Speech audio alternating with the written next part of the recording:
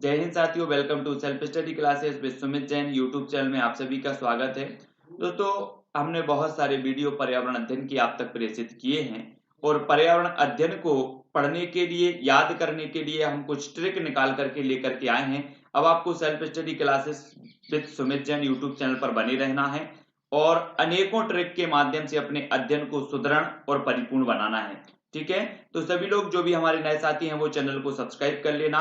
और पर्यावरण अध्ययन में आज जो हम पढ़ने वाले हैं दोस्तों, वो आवास से संबंधित जो ट्रिक है, विभिन्न जीव जंतुओं के जो आवास होते हैं उनको कैसे याद करना है, उनको कैसे हमें याद रखना है, ये सारी की सारी जो ट्रिक है वो आज हम आपको बताने वाले हैं। आपको चैनल को सब्सक्राइब करना है, बेल आइकन को दबाना है। ठीक है, तो स्टार्ट करेंगे दोस्तों आज का ये वीडियो। आवास के बारे में जब हम पढ़ते हैं तो सबसे पहले आता है बिल। ठीक है, ये जो बिल है, कई जीव जंतुओं के आवास होते हैं बिल, और उन सभी जीव जंतुओं के जो आवास हैं वो हम देखेंगे। ये आपको दिख रहा होगा इस प्रकार से, ये बिल है, इसे विल कहा जाता है और ये जीव जंतुओं का आवास होता है। और इसकी जो ट्रिक है वो क्या है, सांप को देखकर चूहा और खरगोश चींटी और दीमक के बिल में घुस गए। ठीक है, सांप को देखकर चूहा और खरगोश चींटी और दीमक के बिल में घुस गए। तो सांप का भी जो आवास होता है वो क्या होता है, बिल होता है। ठीक है, चूहा का भी आवास क्या होता है, बिल होता है। खरगोश का भी आवास क्या होता है, बिल होता है। चींटी का आवास भी बिल होता है, दीमक का आवास भी बिल होता है। तो हमें सिर्फ याद करना है कि सांप को देखकर चूहा और खरगोश चींटी और दीमक के बिल में घुस गए। ये हमारी ट्रिक है, ये हमारा कोड है। अगर आपको अच्छा लगे, आपको समझ में आए तो वीडियो को लाइक करना है और कमेंट के माध्यम से बताना है। ऐसी अनेकों चीजें मैं आपको याद करवाऊंगा जो आपके एग्जाम के लिए बहुत ही महत्वपूर्ण है। बात कर लेते हैं दोस्तों घोंसला। घोंसला तो आपने देखा ही होगा, इस प्रकार से घोंसला, और इस प्रकार की कई प्रकार के अनेक अनेक पक्षियों के अलग अलग घोंसले होते हैं। जैसे ये आप देख रहे हैं, ये बया पक्षी जो होता है ये इसका घोंसला होता है। ठीक है, ये बहुत ही बढ़िया तरीके से घोंसला बना होता है बया पक्षी का। और इस जो घोंसले जिनका आवास है, जिन पक्षियों का घोंसला आवास होता है उनको देखें। कबूतर ने चिड़िया का कट फोड़ा तो बुलबुल ने दर्द बयां किया। कबूतर ने चिड़िया का कट फोड़ा तो बुलबुल ने दर्द बयां किया। ये आपकी ट्रिक है, ये ट्रिक, ये आप कोड आपको याद करना है। कबूतर का भी घोंसला होता है, चिड़िया का भी आवास घोंसला होता है। कटफोड़वा आपने एक नाम सुना होगा, जो कि पेड़ों में क्या करता है, छेद करता है, फिर अपना घोंसला बनाता है उसमें। तो ये कटफोड़वा है ना। और बुलबुल का भी घोंसला होता है, और बया पक्षी का ये घोंसला है, ये भी आप देखें। तो आपको याद सिर्फ इतना करना है कि कबूतर ने चिड़िया का कट फोड़ा तो बुलबुल ने दर्द बयां किया। ठीक है, और ये सारे के सारे जिन पक्षियों के आवास को घोंसला कहा जाता है, उन पक्षियों के आवास को आप याद कर लेंगे। मांद या फिर गुफा। ठीक है, आपको पता होगा दोस्तों कि शेर के आवास को, शेर जहां रहता है उसे मांद या गुफा कहा जाता है। जैसे हमने जो कोड बनाया है कि शेर भेड़िए भालू के मद में लोमड़ी बने। शेर और भेड़िए, और कर देना यहां पर, शेर और भेड़िए भालू के मद में लोमड़ी बने। यहां पर आप देख रहे होंगे शेर माद में है और बाहर लोमड़ी खड़ा है। तो शेर और भेड़िए भालू के मद में लोमड़ी बने, ये चीज आपको याद रखनी है। और जिनकी भी गुफा या फिर माद होता है, जिनके आवास को माद कहा जाता है या गुफा कहा जाता है, वो याद हो जाएंगे। शेर के आवास को माद कहा जाता है, भेड़िए के आवास को माद कहा जाता है, भालू के आवास को कहा जाता है, और लोमड़ी के आवास को भी माद कहा जाता है। सिर्फ याद रखना है आपको, शेर और भेड़िए भालू के मद में लोमड़ी बने। ये आपकी ट्रिक हो जाएगी, ये आपका कोड हो जाएगा। ठीक है, अगला देखें दोस्तों, बाड़ा। बाड़ा जो आवास है वो क्या है, गाय, भेड़, बकरी और भैंस के आवास को कहा जाता है बाड़ा। अब इसको याद कैसे करना है, तो गाय के बाड़ा में भेड़ बकरी ने भैंस को पीटा। गाय के बाड़ा में भेड़ बकरी ने किसको पीटा, भैंस को पीटा। तो आपको पता हो जाएगा कि गाय के आवास को बाड़ा कहा जाता है, भेड़ के आवास को बाड़ा कहा जाता है, बकरी के आवास को बाड़ा कहा जाता है, और भैंस के आवास को भी बाड़ा कहा जाता है। सिर्फ आपको इतना सा याद रखना है कि गाय के बाड़ा में भेड़ बकरी ने भैंस को पीटा, और आपको ये बाड़ा जिनके आवास हैं वो याद हो जाएगा। ठीक है, नेक्स्ट देखते हैं दोस्तों, अस्तबल। अस्तबल तो सभी को पता है कि घोड़े के आवास को कहा जाता है अस्तबल, ठीक है, ये तो सभी लोगों को पता है, ठीक है। और देखो छत्ता, छत्ता ये आप मधुमक्खी का छत्ता देख रहे होंगे, और मधुमक्खी के आवास को क्या कहा जाता है, छत्ता कहा जाता है। बर्र के आवास को भी छत्ता कहा जाता है, ततैया के आवास को भी छत्ता कहा जाता है। तब आपको याद रख लेना है मधुमक्खी के छत्ते से बर्र ततैया ने शहद पिया, बर्र और ततैया ने क्या पिया, शहद पिया, किसके छत्ते से, मधुमक्खी के छत्ते से। तो आपको याद हो जाएगा कि मधुमक्खी के आवास को छत्ता कहा जाता है, बर्र के आवास को छत्ता कहा जाता है और ततैया के आवास को भी छत्ता कहा जाता है। ये जो पीडीएफ है दोस्तों आपको हमारे टेलीग्राम ग्रुप में मिल जाएगी। टेलीग्राम ग्रुप से जुड़ने के लिए आपको टेलीग्राम ऐप डाउनलोड करना है, उसमें सर्च करना है IAS स्टडी ट्रिक और ज्वाइन हो जाना है, ठीक है।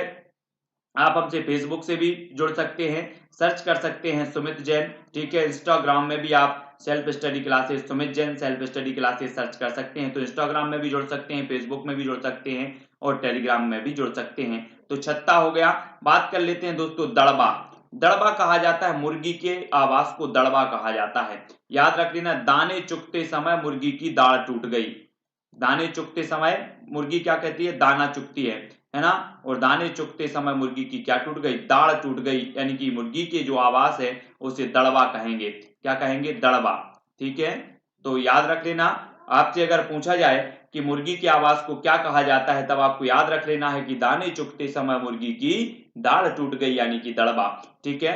नेक्स्ट है दोस्तों कैनल, कुत्तों के नल, ऐसे याद रखेंगे। अभी तक हमने देखे पानी का नल होता कुत्तों के नल, तो कैनल कुत्तों के नल, ठीक है।